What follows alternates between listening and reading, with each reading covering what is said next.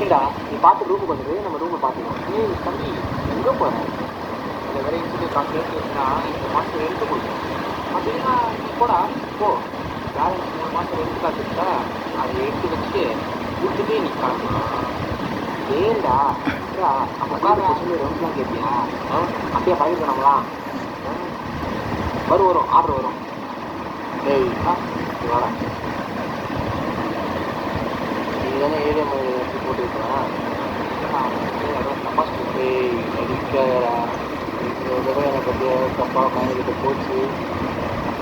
இது கடைசி நான் தான் ஜி.